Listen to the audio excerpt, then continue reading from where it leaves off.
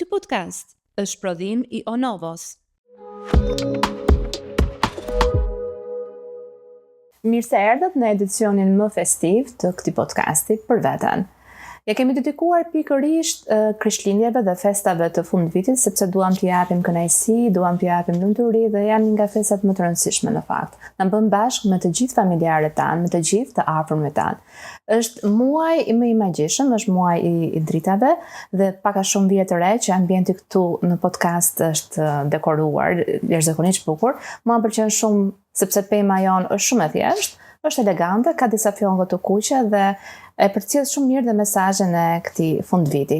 E ftuara e kësaj radhe ka lidhje pikërisht me këtë fakt, sepse është vajza e cila me një shije të jashtëzakonshme ka arritur ta dekorojë, të na zbukurojë ambientet tona, duke na I bërë akoma dhe më të këndshme momentin kur ne punojmë, momentin kur ne të ftojmë të ftuarit tanë dhe çfarë duhet të ideojmë për një podcast sa më lifestyle. Eviska Zazi, përshëndetje dhe mirë se na erdhe dhe të falenderoj shumë edhe një herë për gjithë dekorin fantastik që ke krijuar këtu. Faleminderit shumë për ftesën, është kënaqësi që jam këtu sot me ty edhe me stafin. Një vajzë punëtore, si një blet punëtore në fakt, kështu do të karakterizoja, edhe pse ti ke tashmë shumë vite që merresh me dekorin, por fillimet e tua nuk kanë qenë të lidhura me këtë profesion. Mund të them me sa ditë ti ke qenë bankiere, ndërkohë që ke studiuar dhe për psikologji. Të treja bashkë besoj sot të kanë dhënë fuqinë që ke. Trinomi mirë, mund të quhet. Po me sa duket ka funksionuar. Ka funksionuar mirë se informacioni që ti merr duke punuar në institucion financiar të bën të kujdesshëm në fushë, në çdo fushë biznesi. Psikologjia pastaj të ndihmon të kuptosh kuptimin, të kapësh çastin, dhe të kesh pikërisht atë inteligjencën emocionale për t'u ofruar siç duhet çdo situatë dhe përshtat klientit. Ndërsa pjesa e artit është ajo që mua më thret nga familja ime, ti e di që unë vi nga dy prindër artistë, sidomos I madh, dhe mendoj që arti nuk më ka lënë kurrë dhe unë e rigjeta menjëherë pas një eksperimenti dhe u riktheva direkt tek arti me shumë dëshirë. E si e pritën familjarët e tu këtë vendje? Nuk e kanë pritur mirë, jo. Duhet thënë kjo. E kam thënë dhe më herët, po duhet thënë që ata kishin pritshmëri që karriera ime do ndërtohej aty kur nisi në bankë, edhe pse shkollimi ishte për psikologji dhe më pas unë pata edhe një shkollim tjetër, por që dëshira që unë kisha më dhoq aq forca që tëra kundërshtimet binin poshtë dhe unë eca me atë që më thëriste zemra dhe pasioni. Dhe më pas e nisëm shumë thjesht dhe shumë spontanisht dhe po më pas u kthye në një punë dhe në një biznes që vazhdon për 13 vitesh në mënyrë kreative. Dhe kjo është e bukur që profesioni yt ka lidhje me kreativitetin. Çdo ditë lindin trende, çdo ditë ti dashur pa dashur bësh regjizore një ambienti ku ti do ta dekorosh dhe do të japësh edhe nga vetja jote, përveç se nga dëshirat dhe kërkesat që mund të ketë klienti. Vetja është ajo që ne vendosim, sepse natyrisht arti është edhe shije. Unë nuk mendoj që ka artist që del nga mënyra se si krijon për të bërë diçka totalisht të ndryshme. Pa çka sa I përshtatet kërkesës, klientit, ambientit ku ti shkon. Por gjithmonë fut një pjesë nga vetja dhe një pjesë nga ajo që ty të udhëhesh në mënyrën se si punon dhe se si krijon. Pastaj gjithçka është tipologji, varësi gjithmonë të ambientit, të mënyrës, të specifikave që ka çdo objekt që ne rikrijojmë dhe krijojmë. A është muaj më I dëshiruar për ty? Qoftë nga ana financiare. Është shumë muaj bukur.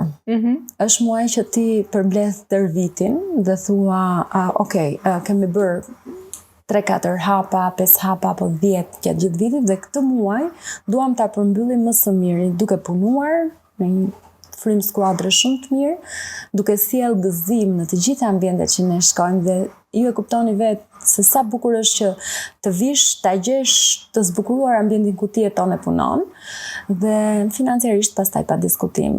Natyrisht që ka më tepër volum fundi vitit, po besoj që kjo është për të gjitha bizneset që në fakt për të gjitha bizneset. Për të gjitha, sidomos për retailin, rishicit apo të gjitha pikat e tjera. Është një investim emocional ky apo investim monetar në momentin që ne dekorojmë ambientet e shpison, themi. Unë mendoj se ky është kryesisht emocional, përpos monetari, sepse patjetër që mund ta bëjmë edhe me pak, edhe me kreativitet.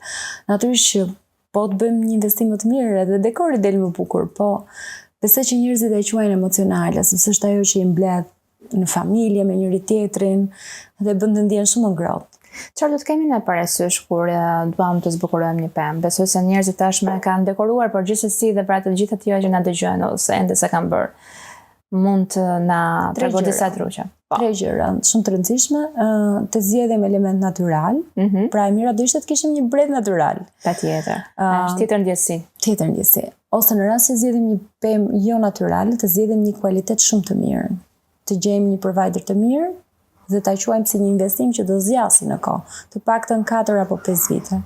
Dritat kanë një peshë shumë të madhe, sepse nëse bredhi ka drita të mira, gjitha të tjerat janë ajo që shtohet. Por bredhi dhe drita duhet të jenë jashtëzakonisht cilësore dhe të mira. Të gjitha të tjera pastaj janë më shumë trende, mendoj që në një vit mund të qellojë që të kemi një ngjyrë të hapur. Edhe roza ka dominuar para 2-3 vitesh. Po, para 2 vitesh, roza lilaja. Sot nuk e suar janë të velvet, të fjongot e kuqe siç e kemi në mbrapa, tek vishnja, te jeshilja e errët, ulliri. Shumë. Edhe velvet është dhe i ngrohtë. Po velvet shqiptarët me trendet apo i kanë më shumë personale? Patjetër që po.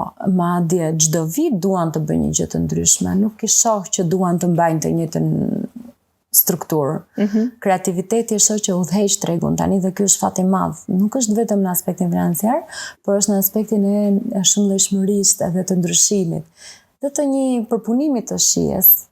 Kreativitet apo më shumë marketing mendon? Po, edhe marketing, natyrisht. Sepse po ti vesh re, konsum është ai, kupton? Nisin dekoret ambienteve shumë më herët se sa data 6 dhjetore zëm. I nisin më herët, në fakt duhet nisur shumë më herët, sepse dritat ndizen nga data 1 deri në 6, në 6 duhet ndizen tamam, për të thënë të vërtetën.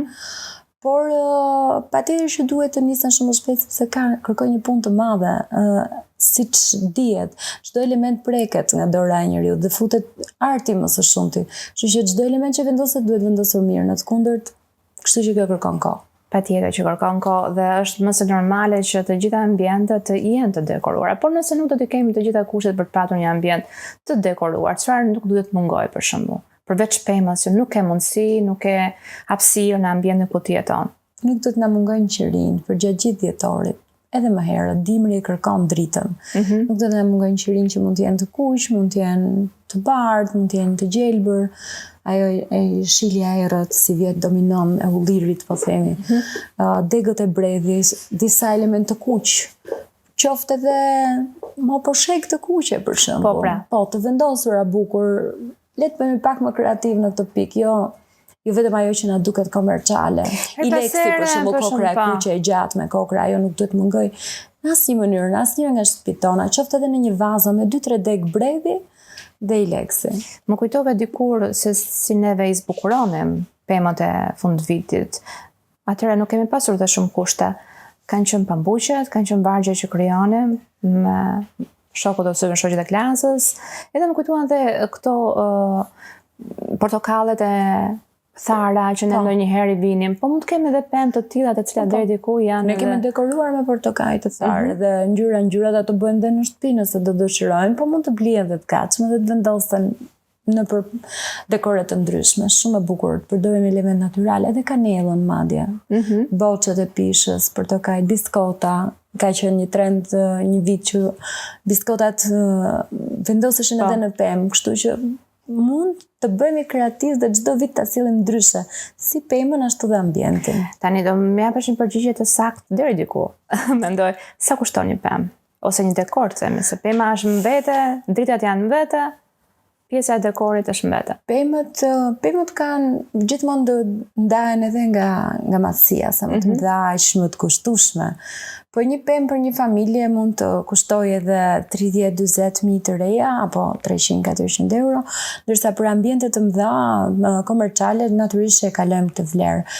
Tek pema futen dhe drita, futen edhe materialet, fjongot, pra në varësi sa duam ta të tastolisin. Sa më shumë, jo dhe shumë, se më pak më mirë, për të gjenë elementet që shkojnë me njëri tjetrin. Pastaj, kjo pjesa është që të shtohet çdo vit.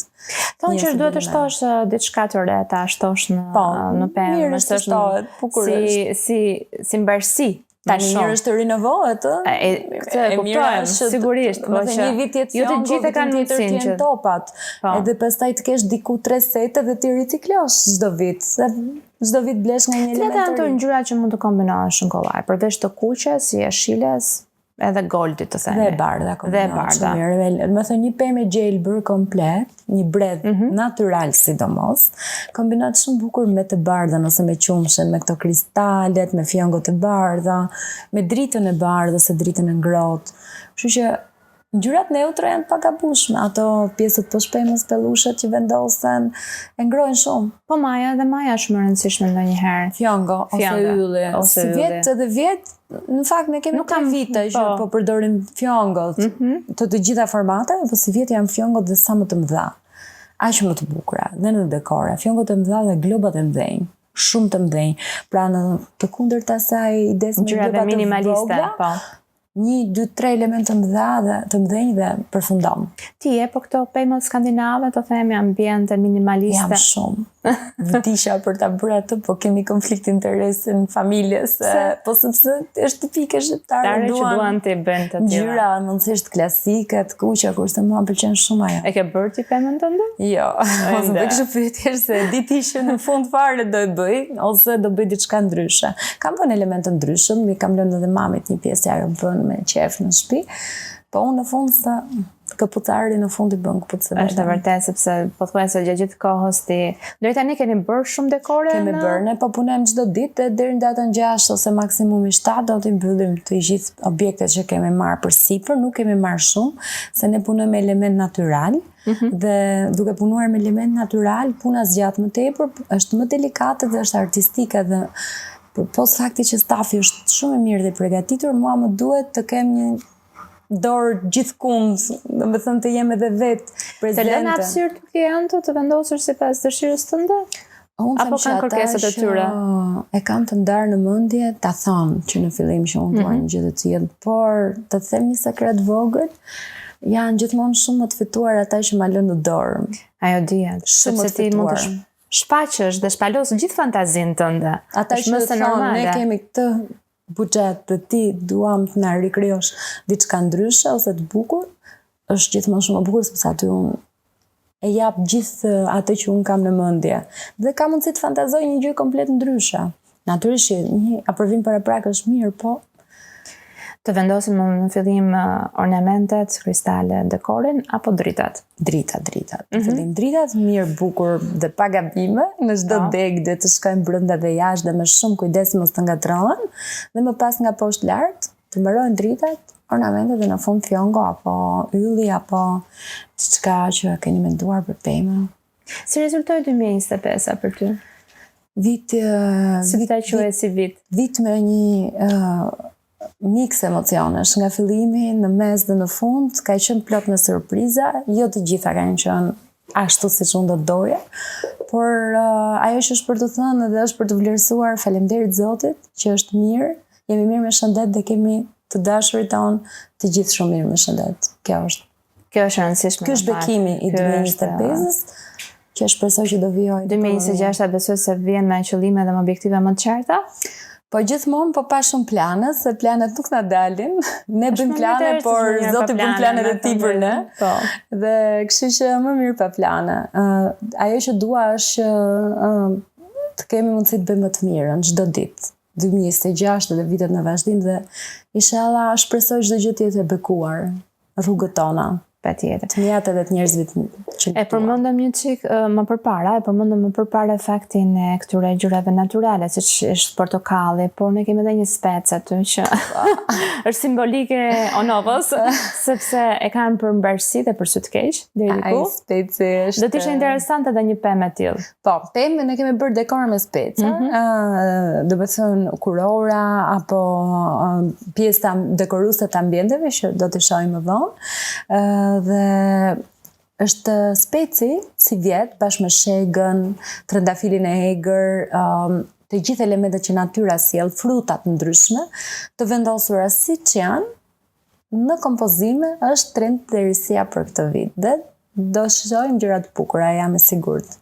Më duket se do jetë trend për podcastin ton, sepse dhe vajza që do vi më vonë për të gatuar, do ta fusë si një element gjatë gatimit të saj. Perfekt. Kemi patur një energji të përbashkët, një simbiozë të mirë të kësaj gjëje. Edis, unë të falenderoj shumë dhe prej që 2026 të bëj akoma edhe më efikase në punën tënde, të jesh akoma më kreative në atë që bën. Sepse ti e do atë që bën dhe kjo është më rëndësishme.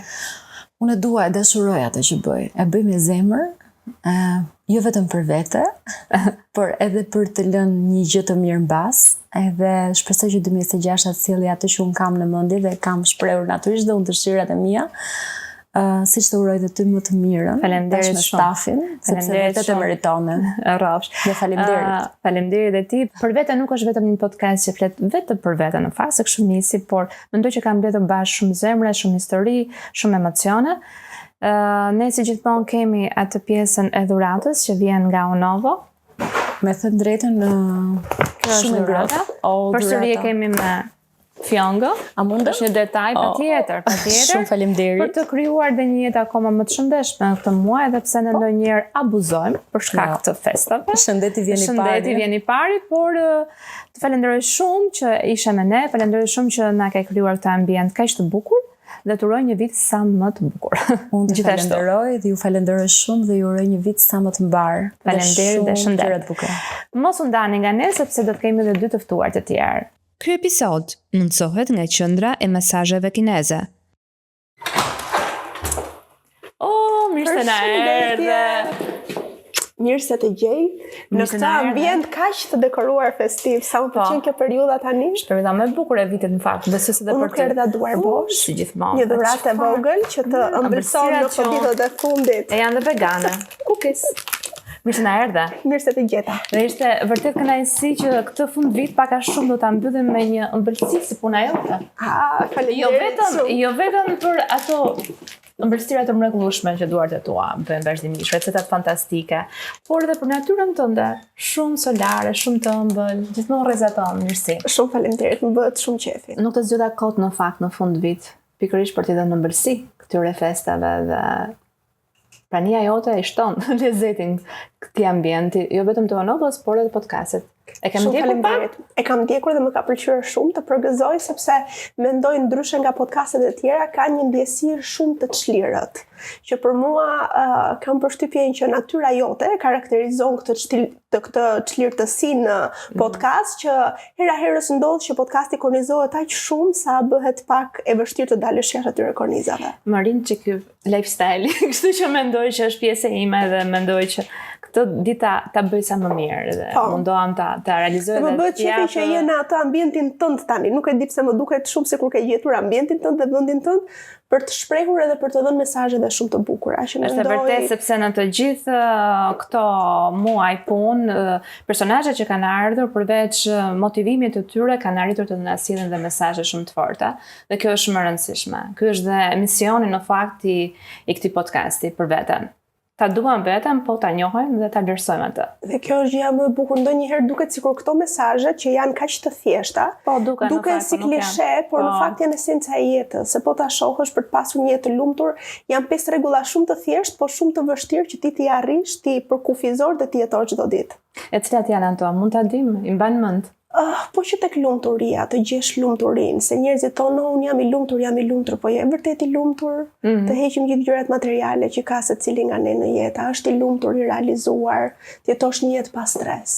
Stresin kush e sjell. Pra futemi në këto labirinthe që kur arrim ti zbërthejmë, pastaj vërtet jeta bëhet një rrugtim edhe jo aq i bukur sa gjërat dhe ato luhatjet që ka jeta jon shihen me një sy tjetër. Unë mendoj e treta do të ishte zbulimi i vetes. Ndoshta edhe finalja, po që të zbulosh veten. Ajo është aja dhe zhëja dhe gjatë gjithë segmenti që ti ke, rrugtimi duhet të nisi me fillimin me gjetjen me zbulimin e vetes dhe me arritjen e gjetjes tënde, vetes tënde. Si rezultoi ky vit për ty? Ky vit për mua ka qenë gjitha emocionet në një. nisi në një mënyrë shumë të dhimbshme, një dhimbje që unë nuk e kam përjetuar më përpara, që ishte humbja e babait, dhe duket sikur që nga momenti i atij çasti unë kam marrë leksione të vazhdueshme për jetën, që më duket sikur ai më ka mësuar në ato 67 vite, po më mëson edhe 100 leksione të tjera për gjatë këtij vitit. Edhe bashkë me dhimbjen kam mësuar të dua veten, të gjej lumturinë, të fokusohem tek esenca. Kjo është e rëndësishme. Edhe Ja për kuptim jetës. mendoj që më ka dhënë edhe një botë kuptim shumë të madh për sa i përket edhe pozicionimit tim në biznes. Se ne jemi gjatë gjithë kohës duke vrapuar dhe unë kam nisur 14 vjeç të bëj këtë gjë. Sa do të thosha, sa vite u bëre? Unë kam nisur Nuk mund të 14 quajë sot vjeç. blogger, sot je një supermarse. Po, jam Patjetër, je rritur. Po. E kam filluar 14 vjeç pa e pasur të qartë vizionin, sot jam 30 dhe mendoj që asnjëherë nuk jam dalur në një moment. Dhe mendoj që ky viti më ka mësuar të ndalem. Më ka mësuar të marr pak frym, më ka mësuar që ti shoh, ti ndjej dhe ti procesoj emocionet ashtu siç janë, të pasheqerosura. Edhe mendoj që ky viti më ka rritur më shumë nga 29 vitet e tjera të jetës sime. Ky viti përveç më pëlqeu shumë fakti që kjo shpreha nuk e shoqëros dot emocionet. Ti njihesh për recetat tua të ëmbëlsirave dhe kjo është e përballeshme me atë që jeta të sjell ndonjëherë të mira dhe të këqija të veta. Dhe gjithashtu në këtë vit nuk përveç një humbje kaq të madhe ke pasur edhe një gëzim. Po kam pasur edhe një Gëzim të ka përballur ai sa të domethënë ka vendosur në një ekuilibër, në një peshore që deri diku të ka dhënë një dhimbje, po të ka dhënë një gëzim. Që ndoshta është finalizuar tani, ju prej kohësh njiheni me njëri tjetrin, por që ka marrë një drejtim tjetër. Kjo ishte qershia mbitor të propozimit dhe fakti i surprizës do i quaja unë, sepse ne kemi 10 vite bashkë dhe 10 vite ti e ke ide se çfarë do të thosë të jetosh me një njeri dhe të ndash jetën prej 10 vitesh tashmë, por mendoj që ka qenë një nga surprizat më të bukura të jetës sime.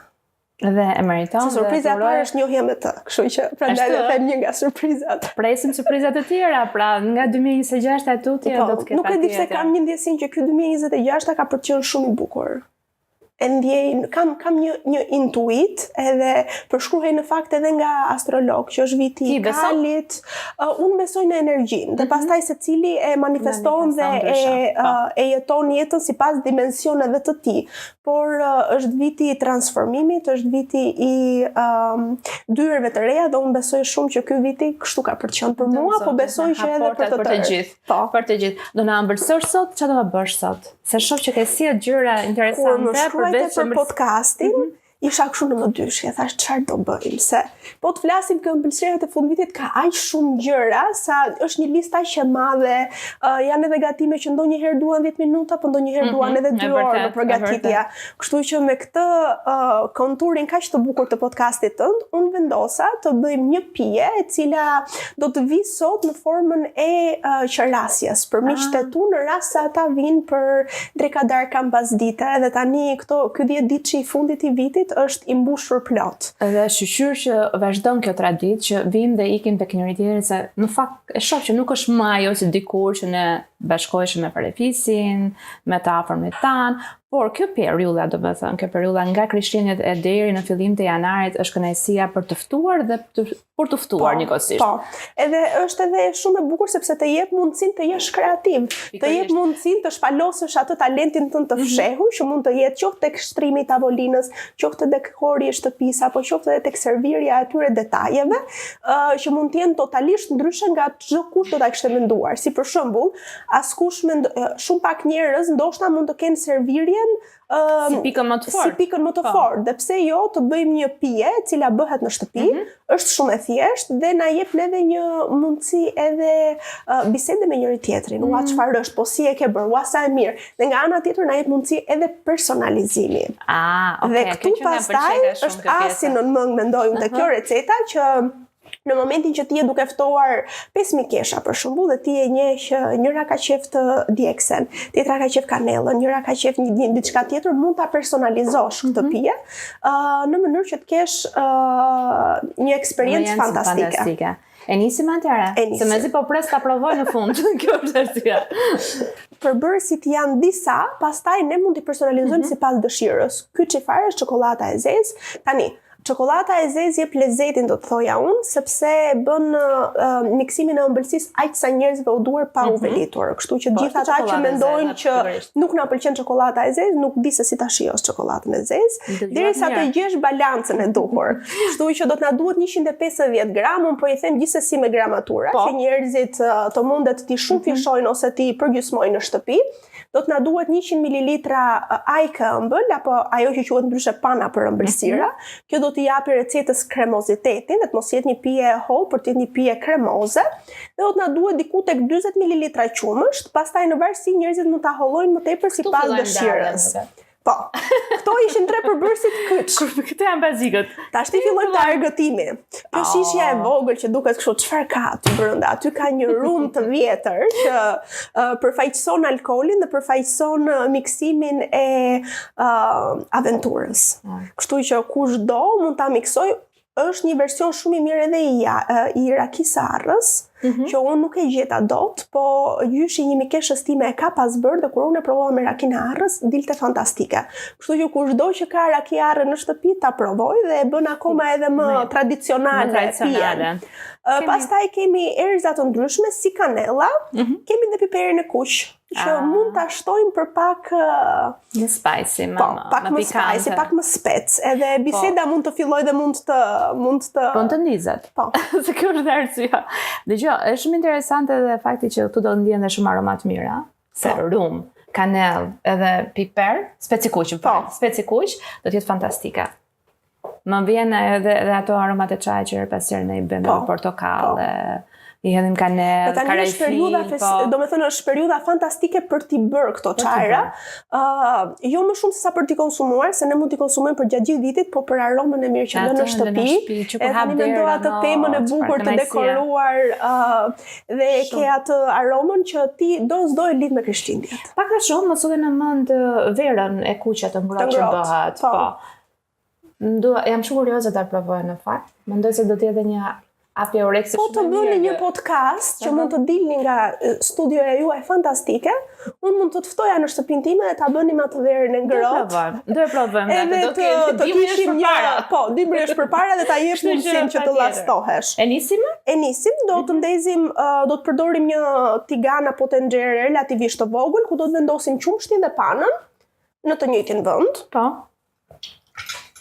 Mund ta hedhë unë? Po.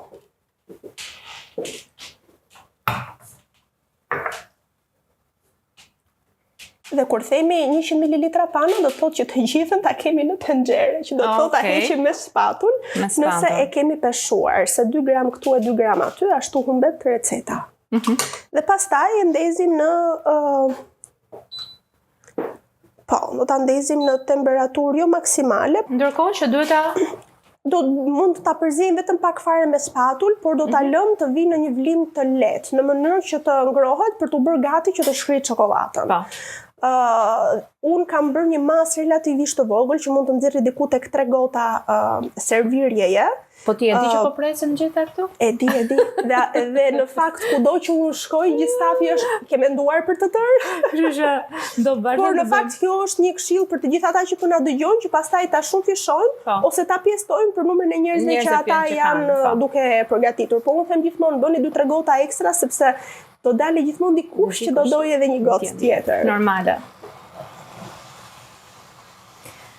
Çokoladën e kemi gati, sa të bëhet? Po, e mira është që gjithmonë çokoladën të mos e përzijmë në nxehtësi, sepse në momentin që e vendosim direkt tek nxehtësia mund të digjet. Prandaj dhe sigurohemi që në këtë rast qumshi dhe ajka të jenë ngrohur mirë, të kenë kaluar në atë vlimin e lehtë që fillojmë dhe shohim bulzat dhe pastaj e fikim nxehtësinë duke vendosur çokoladën dhe po, në këtë moment i japim edhe hapësirë çokoladës që të shkrihet. Është një recetë shumë e thjeshtë dhe prandaj unë preferoj që të tregoj receta shumë të kollajta, sepse me këtë gjendën e ngjeshur që kemi ne, të gatuash 2-3 orë është luks. Që të marrësh atë kohën tënde në kuzhinën tënde, të veshësh përparsen edhe të dedikohesh kuzhinës. Kështu që unë preferoj të kem të recetat e thjeshta që delin nderuar. Më duket se deri diku nuk janë përveç se receta shumë thjeshta, se normale që sot dita është bërë intensive, ka ritmin e vet, se u kemi filluar të mos jemi edhe shumë tradicionale apo ja? Mbet është ditë tradicionale vet, çfarë ke menduar të gatuash për darkën e fundvitit? Për darkën e fundvitit, unë mendoj që këtë vit do jetë viti im i parë që unë do rrezikoj me një ide që kam disa vite që e kam, që është peshku. Sepse interesante. Peshku të jep ndjesinë e lehtësisë dhe nuk të rëndon. Dhe mua më pëlqen shumë pjesa e idesë që jemi tradicional, por një natë është ajo. Dhe pastaj ti në datën 1 ke planet për të lëvizur, nuk je në shtëpi kur do ta haja të gjelin e matë të gatuar, për sheshin e 100 lloj sallatrash që ne gatuajmë. Kështu që po mendoj, nuk e kam konkluduar akoma, po mendoj që këtë vit do të shkoj me një version deti. Shumë mirë, më pëlqen se është dhe më i lehtë në fakt. Është shumë i lehtë, unë kam shumë qef peshku në vetvete sepse nuk të rëndon dhe mjafton të mbarosh pjatat, kam mbaruar edhe sasia e mbetur. Ti në fakt kam provuar baklavan tënde. Po. Në familjen time askurse ha, me thënë drejtën, dhe unë duke ja shpjeguar provojni dhe më në fund baklavaja u hëngër, në kuptimin e mirë të fjalës se pëlqejnë dhe kërkojnë të patjetër që edhe këtë vit ta kenë.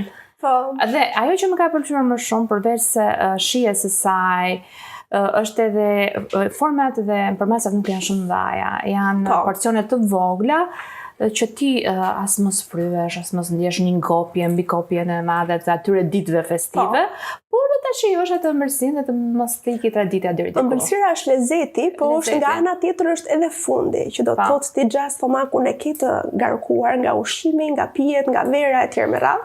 Kështu që ajo formula është një formulë që me sa duket të gjithë njerëzit e kanë përqafuar.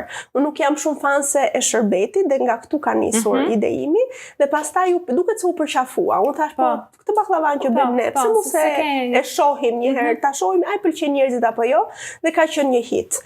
Baklavaja patjetër do jetë në shtëpinë time. Sukses, vërtet. Po. Baklavaja do jetë, po, është viti i tretë ky. Baklavaja do jetë patjetër edhe në tryezën time. Por mua më pëlqen të kemi edhe alternativa të tjera. Të tipit mund të kemi cheesecake me mango, ose mund të kemi tort limoni, eranda, që është ajo torta me fistik që të gjithë familjarët e mia pëlqejnë, kështu që e kam edhe një alternativë tjetër përveç baklavas gjithmonë në tryezë. Shumë mirë. Dhe kam kuptuar në fakt që edhe njerëzit e preferojnë një kombinim të tillë.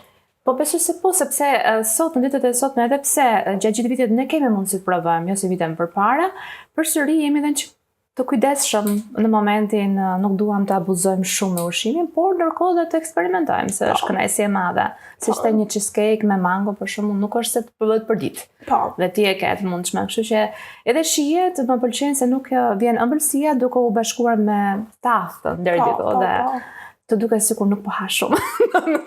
Në fakt po ta hash porcionin e duhur, nuk je duke ngrënë shumë. Pastaj nëse kalojmë tek 2-3 porcione, atë e mban përgjegjësi vetëm personi vet. Shpresojmë që deri diku me këtë të jemi në rregull me porcione, të jemi okay. Besoj që po, dhe të na hapi oreksin këndshëm. Po. Mjafton që e kemi lënë të fikur pak minuta dhe ja, siç e shikojmë këtu, çokolata ka shkrirë, po thuajse ka shkrirë. Mjafton vetëm ta përzijim pak me delikatesë. Tani, unë alkoolin do ta jap ty që ti të vendosësh sa ti dëshiron. Këtu fillojmë tek personalizimi. Ti ja hedhim të gjitha. Kush nga juve është gati? Ashtu, e bëre me mas, me dorë, e kuptova. E kuptova. Tani, kemi parasysh që këto do ta gatuajmë për shembull ku kemi një dark që i kemi mbaruar punët. Po. Kështu që sasia kemi goxha të shtruar, mirë. Po, sasia pastaj aty mund edhe të rrëshkas pak qëllimshëm. Ja, siç duket këtu, është goxha kremoze. Në momentin që bëhet e tillë, atëherë neve do t'i hedhim dhe konjakun. Ne ti mund t'ja vendosësh konjakun sa ti dëshiron. Thoni stop. Mendoj që është mjaftueshëm? Mendoj që është mjaftueshëm. Dhe ndërkohë alkooli dhe hollon pak, duhet vendosur gjithmonë në momentin që kemi mbaruar, sepse me sodën të fikurë? Të fikur gjithmonë. Sepse shiko, mori erë shtëpia direkt. Kështu sigurohemi, alkooli dhe hollon pak. Ne do bëjmë një gjë interesante tani, sepse unë nuk e hodha piperin e kuq, duke i qenë se nuk e di nëse të tërë e pëlqejnë. Dhe kështu ne mund ta personalizojmë duke i lyer tek buza e gotës, për shembull. Shumë mirë. Këto janë gotat që do përdorim, Po, dhe madje do ta lë ty ta bësh këtë proces, duke e vendosur në një pjatë të sheshtë. Dhe duke hapur? Duke hapur pak, ai gjëja që do bëjmë është që do lyejmë pak këtu në çokoladë, pak fare. Bravo. Dhe pastaj ta veshim me piperin e kuq. Jeni gati për përvëlim? 1, 2, voilà. Sa bukur. Sa bukur, duket edhe festive. Duket shumë bukur. Dhe nga ana tjetër, mund të bëj atë pickimin që unë kuptova që ti kishe qef këto. Dua ta provoj po. Shkëlqyset e buzëve që të pickojnë buzët dhe ja ku kemi dhe një efekt këtu, sepse buzat gjithmonë do preki piperin e kuq. Patjetër. Dhe për njerëzit që mund ta pranojnë pjesën e djegësisë, mund ta shërbejmë në këtë lloj mënyre ose mund ta fusim direkt tek çokolada në momentin që jemi të sigurt që të gjithë e konsumojnë. Dhe ja ku kemi një version që ne mund ta mbushim tani. Shikoni? Jeni gati? A ta provojë? Do ta provosh ti e para, patjetër. Okej, përvëlim tani.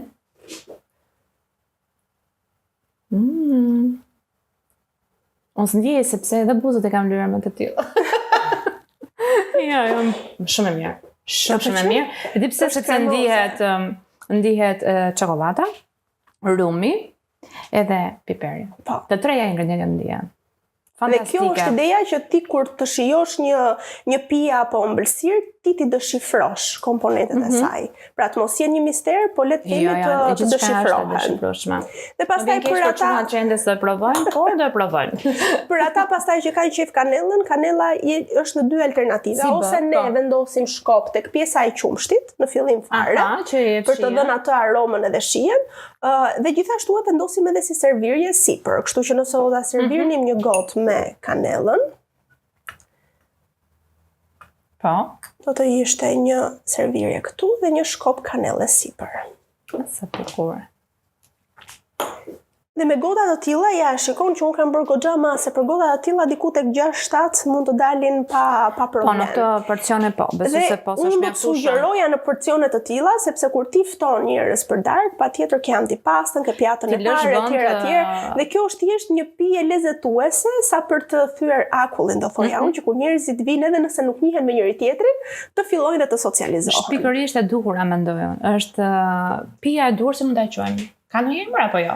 Kjo është çokolada e shkrirë, po ti mund ta personalizosh pastaj me pije nga më të ndryshmet. Pikërisht, kështu që është e duhur, mendoj unë, për të gjithë ata që pëlqejnë të ftojnë të afërmit e tyre, apo edhe nëse je i ftuar diku, mund t'i sugjerosh, sepse është dhe shumë e kollajshme, qoftë po për veten tënde dhe të marrësh një pije të tillë, të shijosh një film të bukur edhe ku mbyll domethënë edhe një ditë festive ndryshme në çfarë do lloj rasti mendoj. Është një nga ato pije që ne flasim për fundin e vitit, mund përgatitet në çfarë do lloj momenti të vitit. Çdo muaj besoj deri në fillim të pranverës është e mundshme sepse të jetë një kënaqësi. Dhe nuk është ajo çokolada e ngrohtë sepse në atë moment më zotëron për mua që provova këtë pjesën e piperit, më zotëron piperi. Nuk është ajo ngrohtësia që ti nuk e provon dot.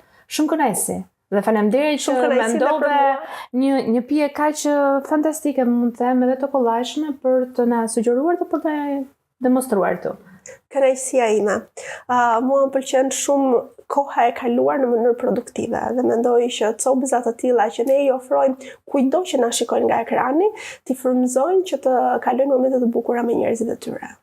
Në shumë e vërtet, ti për veten këtë vit dhe përmend pak a shumë që ke kaluar disa momente aq sa të vështira, po aq edhe të bukura. Për veten këtë vit si e mendon 2026-ën? Sa pyetje e bukur. E mendoj të lumtur, e mendoj të arrirë edhe të plotësuar në veten e saj. Domethënë për mua ka ndryshuar pak ai objektivi. Nëse do thoja që gjëja e parë është kikilishës 1, 2, 3, 4, 5, kam arritur të kuptoj që nëse unë jam e lumtur dhe arrirë, dhe biznesi do ecë shumë mirë. Kështu që ky është objektivi kryesor, patjetër që nga ana profesionale synoj të zgjerohem, që do të thotë dhe kjo ka sfidat edhe të bukurat e saj. kam pasur në mendje gjithmonë të bëj një podcast, kështu që do të ftoj ndonjë ditë për kafe të më jap këshillat e tua, sepse ka qenë një nga ato ëndra të sirtar, por që nuk e kam vënë në lëvizje, dhe ku i dihet ndoshta 2026 mund të jetë një spuntë e tillë. Patjetër, po një libër dytë do kemi? Me shumë qef, po. Besoj që mund të kemi një libër të dytë, nuk e kam aktivizuar, dhe pse e kam pasur si dëshirë, por do jetë një libër ndryshe se sa thjesht receta. Kaq mund të them. Mirë, po presim atëre. Unë dua që ti ta bësh gati një, apo mund të përdorim këtë? Unë do merr atë me kanellë, sepse unë nuk jam shumë fan e spicy, kështu që faleminderit shumë që erdhe dhe faleminderit shumë për gjithë energjinë e mirë që na sodhe dhe për këtë recetë kaq fantastike. Faleminderit gëzuar një vit sa më të mbar. Për çfarë do ta bëjmë qind? Se unë gjithmonë kam dëshirën që kur bëjmë gëzuar të kemi një objektiv. Sigurisht. Për veten. Gëzuar. Gëzuar. Ky episod mundsohet nga Qendra e Mesazheve Kineze. E ftuara e radhës është një zë i rëndësishëm, i elegancës, i etikës, i bontonit në tryezat tona. Besoj se tashmë keni kuptuar me kaq epitete të rëndësishme që u dhash, është e ftuara ime, e preferuar në fakt, Olesja Leço. Faleminderit shumë, Santana, kënaqësi të jam këtu me Të ruajta si për finale. E ndjej veten shumë vlerësuar. Jo vetëm si personazh, por edhe për pjesën e bukurisë së tryezës, është shumë e rëndësishme dhe në momentin që ne flasim për festat, flasim për atmosferën, për ngrohtësinë që na sjellin edhe për veten tonë, se jemi një podcastin e flasim për vete, janë të rëndësishme disa detaje që ndonjëherë ne ja na shkalojmë, por e mira e gjës është të dim gjërat që në fakt duhem bërë kështu pa çka kohëson ndonjëherë që për arsye pune, vrapi i lëm mangot, por mendoj që shtimi i tavolinës në këto ditë kaq të rëndësishme për festat i jep dritë. Është shumë i rëndësishëm sepse nëse ka një periudhë të vitit ku ne jemi më shumë rreth tryezës, është kjo. Pikërisht prandaj janë të bukura këto festat e fundvitit, sepse gjejmë të gjithë mundësinë që të takohemi me miq që nuk takohemi dot gjatë vitit, me kushërinj, me të afërm, prandaj është e bukur dhe magjike kjo periudha e fundvitit. Pastaj, ajo që më intrigove, të dish të jesh në rregull, të qëndrosh në rregull në tryezë është shumë e rëndësishme. Është shumë mirë kur i di, dhe këtë kemi bërë edhe biseda përpara edhe jo përpara kamerave, është shumë mirë kur rregullat i di si duhet qëndrosh dhe pastaj kur je në një kontekst shumë informal apo me miq, kur je shumë konfidencial me njerëzit. Rëndësika ti dish, sepse kur i di mund edhe ti thyesh. Kur nuk i di ke gjithmonë pasigurinë se si do të sillesh. Dhe aty nuk është mirë. Mendoj që shqiptarët tashmë japin shumë rëndësi shtrimit të tavolinës, më shumë për pjesën e dukjes së tyre, ndoshta rrjetet sociale, Instagrami, këto kanë filluar të bëjnë dukshëm. Apo vërtet kanë filluar të japin rëndësi kësaj gjëje, se kur ti pret dikon në shtëpi, patjetër mobilizimi do të jetë më i madh, të themi. Shiko, ne kemi patur gjithmonë, edhe hershëm, edhe para viteve 90, mikpritja në shtëpi ishte një gjë shumë e rëndësishme. Madje ishte e shenjtë. Madje nuk të njoftonte dikush nëse do të vinte. Trokiste dera dhe do kishte gjithmonë atë dhomën e pritjes me gjërat gati, sepse miqt, kushërinjt, të afërmit, komshinjt që bëheshin shumë më shumë, të vinin pa pritur. Ndaj mikpritja është komercializuar më shumë. Janë disa versione që të vinë gati. Kjo po, është e rëndësishme. Por këtu edhe abuzohet. Do me thënë, unë mendoj që shqiptarët kanë ndryshuar dhe më vjen mirë. Nuk e di edhe sa në daljet e mia televizive kam kontribuar në gjithë të vite tashmë 9 vjet që flas për etikën, që nga qëndrimi në eventet caktuara, që nga mbajtja e gotës verës, dalloj ca gjëra që të them vërtetën, për të mos qenë modeste më vjen shumë mirë dhe jam shumë e lumtur. Por patjetër, Instagrami, të gjitha rrjetet sociale na ndihmojnë me tryeza që të vinë gati. Ndaj edhe ai që nuk do të vrasë shumë mendjen, i merr versionet gati. Tani, se sa do të bësh një figurë të mirë, se sa do të jesh ndryshe, unë mendoj ai është kreativiteti jot. Dhe mirë është që në këtë periudhë të guxojmë edhe të bëjmë ca ndryshime nga ato që i marrim kështu të gatshme në përfaqe Instagrami apo Pinteresti. Po, ose Pinteresti. Unë do të thoja, të paktën, ne shqiptarët festojnë më shumë festën e fundvitit. Ajo data 31 është më e rëndësishme që mblidhen këto tryezat e mëdha, që tavolina është e shenjtë, që ka disa rregulla. Për të krishterët është Krishtlindja. Për mua personalisht është Krishtlindja. Unë bëj atë drekën tradicionale të Krishtlindjes, që bëj një herë në vit me të gjitha gatimet e mia. Menuja nuk është se ndryshon shumë. Është gati e njëjtë, por mundohem tek shtrimet, edhe tek shtrimet jam klasike. Madje që të japim edhe disa informacione interesante atyre që na ndjekin. Unë them nëse ka një fest që të gjitha rregullat e shtrimit të tryezës që unë i përmend në eventet të përmbysem. Pra, këtu mund të guxojmë me ngjyra më shumë, ne prandaj kemi zgjedhur bashkë sot, kemi zgjedhur disa dekore më shumë për të treguar edhe ngjyrat, që janë ngjyrat që na shoqërojnë gjithmonë kryesisht për ata që bëjnë Krishtlindjen apo dhe ata që festojnë natën e ndërimit viteve 31. Pra e arta, e kuqja, setet më të mira, fund pjata që na tregon një elegancë. Në fakt fund pjata Santana ka qenë një mas që duhen nëse ishte në një tavolinë të rëndësishme në vitet 80 atje. Pra nëse ti kishe një event zyrtar duhet kishe patjetër një fund pjatë. Sot, kohët moderne, kam bërë që të kemi dhe ca pjata shumë bukura, që mundoj mos ta kemi fund pjatën. Por ne kemi treguar, meqense këto festa të fund vitit janë evente shumë të rëndësishme, mund t'i lejojmë vetes një fund pjatë. Rregulli që bie poshtë. Ne kemi marrë 2 qirin këtu edhe për treguar ngjyra. Mendoj gjithmonë që qirinjt elegant duhet ishin vetëm të bardhë. Pra hershëm, gjithmonë që kur filluan të vendoseshin në tryeza, sepse nga që këto koloruesit, këto ngjyruesit e qirinjve mbanin gjithmonë erë, aromë jo të mirë. Edhe mund të ndërhynte tek ushqimet dhe nga kjo mbeti qiriu i bardhë elegant. Sot nuk vin më erë jo të këndshme në tryezë, kështu që mund t'ja lejmë vetes qiriun e ardh, qiriun e kuq dhe qiriun e bardhë. Rregulli që bie poshtë dhe që është shumë i rëndësishëm është mes tavolina me lule dhe me qirinj, që në asnjë moment tjetër të bontonit nuk do të lejoj. Pra, vetëm në përdasma ne shohim atë kompozimin lule dhe qirinj dhe në asnjë event tjetër nuk mund të kemi edhe lule dhe qirinj. Pra do të kemi ose vetëm një mes tryeze me lule ose qirinj. Edhe këtu bie poshtë. Pra, në rastin e këtyre festave mund t'ja lejojmë vetes dhe mund t'ja lejojmë qiriun edhe në drek. Që zakonisht nuk përdoret ndonjëherë, pra nëse kemi një darkë nuk mund të kemi një qiri në drek, është vetëm ajo dreka e Krishtlindjes, ose po themi darka, patjetër në darkë mund ta vendosim, qiriu në mes tryeze.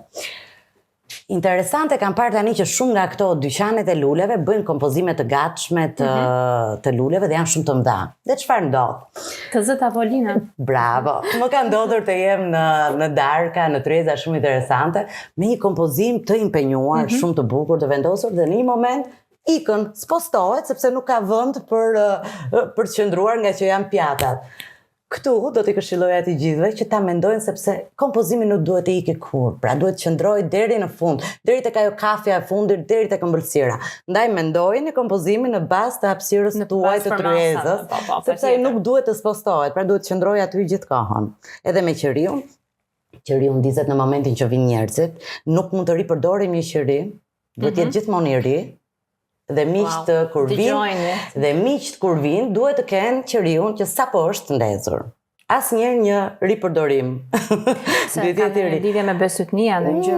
Nuk është besytni, por është bonton, është respekt. Pra unë vlerësoj dhe është kjo drita që ne japim njëri tjetrit, pra edhe qëndrimin në tryezë, që përcjellim që duhet të jetë e re, e vendosur enkas për ata që pret në atë moment. Tavolinë kuqe, me mulesë të kuqe, apo dhe me piceta personale, si mund të quajmë? Shiko, kjo është një version amerikan që ka filluar vërtet të përdoret shumë vitet e fundit, edhe në tryeza të rëndësishme formale i përdorin pra këto, po themi pecetat e shtrojet e mëdha. Unë mendoj në evente të rëndësishme, në shtëpi të gjithë e kemi një mbulesë që duhet jetë një mbulesë e tërë, pra jo me kështu peceta të mëdha, po themi, apo runner në ato mes që qëndrojnë. Unë mendoj një mbulesë e tërë, madje, unë për shumë personalisht mbulesën më të mirë që kam një mbulesë blu shumë të thjeshtë, ekonomike poshtë. Doja të dyja si do ta dekorosh. Ja, do të ta them. Pra unë përdor këtë, ajo është një gjë ekonomike, pra e bler, po sepse është e madhe, dhe sipër përdor një mbulesë e cila është e punuar dhe ka një kuptim shumë emocional nga gjyshja. Pra, ka mundësi se të gjitha zonjat shqiptare kanë nga ato mbulesa që i bënin dikur me punime me grep, kanë me kryq, kështu që një e tillë e vendosur mbi një kompozim blu të kuq, jeshil, përdoreni ju si të doni, do të ishte një dekor shumë interesant, ka kuptimin emocional, është festë e traditës. Do me të quaj të krishterë, për besimtarët e krishterë, Krishtlindjen, quaj festën e familjes, datën 31, ka një kuptim shumë të rëndësishëm. Ndaj le t'i japim vlerë se dukemi dhe më bukur, se sa këto mbulesat komerciale, të kuqe, jeshile, me kuadrate, unë nuk jam për këto dhe të them vërtetë më lodhin syt kur shikoj në këtë periudhë Instagramin vetëm me këto mbulesat e kuqe. E di që nuk e kam bërë asnjëherë të kuqe, as për Krishtlindjen, unë bëj dekore të tjera, ose të bardhë, ose këtë blun, ose një ngjyrë tjetër, ose përdor dekore, pra si mes tryeze. Jam kundër dekoreve plastike, që shpesh herë i shoh, edhe këto kompozimet plastike, edhe këto statujat, edhe ndonjë baba gjysh apo ndonjë dre plastik, absolutisht. Materialet e vetme që duhet qëndrojnë duhet jenë ose qeramik, ose kristal, ose porcelan, ose lule naturale. Por pa aromë, sepse aromat të ndikojnë në ushqim.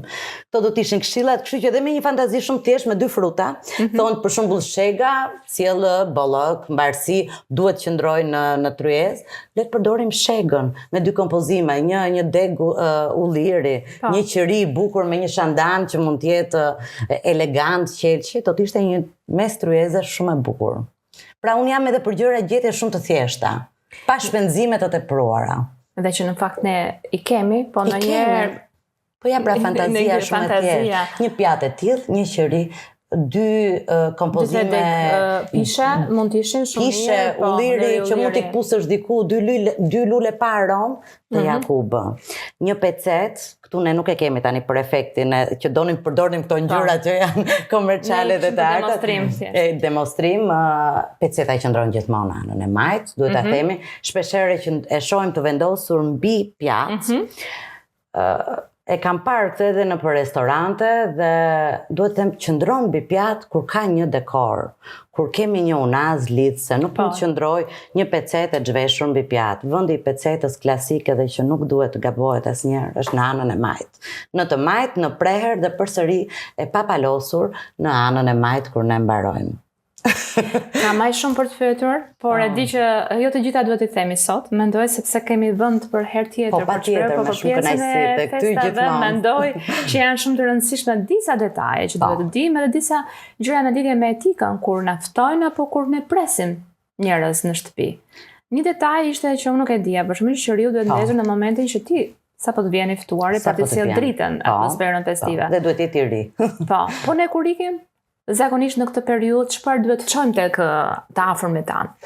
Shikon, nëse do varet edhe nga lidhjet me patjetër, nëse është një darkë miq, nëse është një drek apo një darkë familjare, nëse është 31 që për mua, duke qenë se festat tradicionale është Krishtlindja, mund të ishte edhe në një shtëpi ku secili sjell gjëra të ndryshme dhe e bëjnë me fjalë përpara dhe është kërcim hare, por nëse do duhet të themi atë klasiken, pra kur jemi të ftuar tek dikush, unë mendoj që mund të çojmë maksimumi një tufë me lule ose një ëmbëlsirë, pra çokoladë.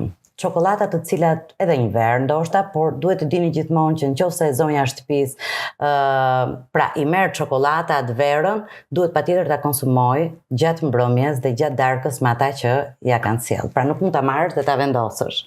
Ndaj unë e them gjithmonë, edhe nëse po çon për shembull një verë me bulza, një verë të bardhë, e cila ka një temperaturë caktuar të ftohtë, nuk mund ta çosh të ngrohtë atë dhe thjesht t'i adurosh. Duhet ta kesh ftohur sepse mendohet që e zonja e shtëpisë do duhet ta konsumoj gjatë darkës, gjatë mbrëmjes. Lulet ndonjëherë janë impenjative kur ke të ftuar shumë njerëz në shtëpi dhe të vinë me tufa me lule, sepse e zonja e shtëpisë nuk mund t'i marri dhe t'i lërë mbi një mobilje apo në një vend, duhet patjetër t'i vendosi në ujë. Pra duhet ketë vazon gati, kështu që për të mos i krijuar konfuzion, asaj zonjës të shtëpisë që ka gatuar, ka shtruar tryezën, është bërë vetë prezantueshme, t'i japësh këtë konfuzion, të hypi mbaj shkallëve, të gjej atë vazon e qelçit. Ndaj unë mendoj që mirë është, kjo do ishte idealja, por mund edhe të bëhet, të çosh një lule që të jetë gati me vaza apo me një vazë të vogël, t'ja çosh përpara. Pra unë e di që jam e ftuar tek Santana sot në darkë dhe unë me një korrier Stelina? Blen? Stela? Dgjoj, kjo lulja unë në fakt është e bukur, është bërë shumë komerciale dhe kjo vitet e fundit. Mendoj që nuk na lidh asnjë gjë me të sepse ajo është meksikane, nuk por okay, njerëzit e duan ndoshta nga ngjyrat. Unë do isha shumë dakord për një lule tjetër në vazo dhe një lule jeshile që nuk ka një jetës që shumë e rëndësishme. Që nuk ka asnjë impenjim, që edhe një njeri që nuk është një njeri shumë që di shumë nga mirëmbajtja e luleve, e lë atje edhe di që nuk ka nevojë për shumë ujitje, shumë gjëra. Ndërsa kjo, le të marrim sa lule edhe më të thjeshta, edhe që i kemi në probor, edhe që i kemi në shtëpi, edhe ca trëndafila të bukur. Jo vetëm lule jo vetëm lulen dhe jo vetëm të lulen e Krishtlindjes që është quajtur. Olesa, si ishte 2025 për ty? Si ka rezultuar? Dgjoj, unë jam gjithmonë falendëruese Santana. Patjetër që ka momente jo të mira, ka momente me sfida, ka momente që ka ditë që nuk shkojnë ashtu siç duhet, ka të papritura, por unë mendoj që jam e bekuar dhe jam çdo ditë që zgjohem them faleminderit edhe çdo ditë që flë në darkë. Kështu që për aq kohë sa kemi mundësi t'i bëjmë, t'i kalojmë sfidat, t'ia dalim, të kemi njerëz pranë vetes që na ndihmojnë, sepse unë mendoj që kjo është më e rëndësishmja, të kesh njerëz pranë vetes që mund edhe të flasësh, edhe të marrësh një det sinqert, edhe të rrethohesh edhe kur do të humbasësh pak mendjen. Ndaj unë them kjo është më e mira. Dhe jam falendëruese sepse kam njerëz shumë të mirë rreth vetes. Që nga familja dhe miq që më rrethojnë, që më ndihmojnë pra që të kaloj bukur. E the shumë bukur. Të kem njerëz të afërt për veten time, për veten tënde, çfarë ke bërë këtë vit? Që vërtet thua që egoiste, do me thënë të thuash për veten time apo jo, për veten tënde nuk do thot vetëm të jesh egoiste, të jetë narcisiste në këtë aspekt, por për veten mund të jetë edhe familja apo edhe për veten tënde. Ti një detaj për shembull që unë e di për veten tënde, ti ke filluar të merresh me pilates. Wow, na zbulove. Kështu që në këtë aspekt nuk e kam kam filluar të merrem me pilates. Olesja njeriu më antisportiv, kuptoj që në një moshë të caktuar nuk vlente vetëm mbyllja e gojës. Por duheshim bërë edhe disa lodhje dhe disa stërvitje që na bëjnë mirë, se fillon atë me një shpatull. Domethënë nuk është gjithçka si duket, do me një shpatë. Po ndihem më mirë, shumë më mirë. Dhe jam një njeri, këtë kam patur gjithmonë, jam një njeri edhe rutinor po dhe strikt. Pra nëse i vë qëllime vetes, unë do t'i realizoj. Kështu që unë nuk jam nga ata që përtoj edhe kur është një ditë me shi, edhe kur nuk jam shumë mirë, unë shkoj. Pra po, i vura qëllim vetes që unë do t'a bëj pilatesin, e bëj dhe mendoj që kam qenë e rregullt. Ja, pra që një gjë për vete, e ke bërë dhe shumë gjëra të tjera, besoj, po që këtë... Unë po mendoja dhe, më the për veten, e di që nuk më shkoj fare mendja te kjo. Po mendoja, po mbase nuk bëja asgjë për veten. Më duket se kur unë ndjeva pak keq në atë moment. Por më kujtove, ja që i harrojmë. Besoj që është shumë e rëndësishme, dhe të merresh me veten në kujdesin e shëndetit edhe fizik është shumë e rëndësishme. Është shumë e rëndësishme, sepse je edhe më mirë për të tjerët që ke rreth rrotull. Mendoj që i tham pak a shumë të gjitha çfarë kishim për thënë për disa rregulla, ne kemi shumë, e thash dhe më parë që kemi shumë gjëra të tjera për thënë, po besoj se këto që janë më tipike të këtyre ditëve festive, besoj se janë mjaftueshme. Edhe besoj që zonjat që na ndjekin diçka të kenë marrë, mos bëjnë shpenzime të tepruara në për këto dekoret plastike në tryeza, por të përdorin fantazin. Fantazia e zonjave shtëpisë është shumë më mirë. Edhe një kulaç vendosur bukur, edhe ca biskota të dekoruara me fëmijët, shumë bukur. Do të ishin me një mes tryeze. Në fakt 3 personazhe bashkë me ty, gjëja e vetme që kanë theksuar ka qenë pikërisht të mundohemi të bëjmë gjëra origjinale, organike dhe pa shumë shpenzime. Në fakt po ta marr gjatë gjithë këtyre bisedave, përpjestuesi i përbashkët dhe dikush ka qenë speci kuq. Si ajo që tregoi se si mund të bëjë një pemë, me Kikilishës, me Kristi Jankun, patëm një tip aperitivi të thjeshtë me çokoladë të shkrirë, por me shije të ndryshme që ne mund të provonim, ndaq me pjesën e kanelës, por edhe me pikante siç ishte speci kuq. Dhe përsëri doli speci kuq. Dëgjoj, speci kuq, nëse po themi tani ajo Italia e Jugut, Italia e Jugut ka vetëm speca të kuq për të gjithë, atëherë nëse duhet të jemi supersticion. Po, ne themi në këtë pjesë. Si themi larg syrin e keq. Po mua më pëlqen edhe si shije, kështu që jam mirë me të dyja. Na ndihmon pak edhe për ulljen nga pjesë. Atëherë nuk na mbetet gjë tjetër veç se t'ju urojmë gëzuar. Gëzuar. Do ta bëjmë kështu që normalisht bontoni nuk do të na lejon ta, po ne e ka këtu poshtë apo? Jo, nuk e ka fare, vetëm gëzuar. Se imagjinoj një gotë kristale që mund të thyet nga përplasja. Ajo e zonja shtëpisë do.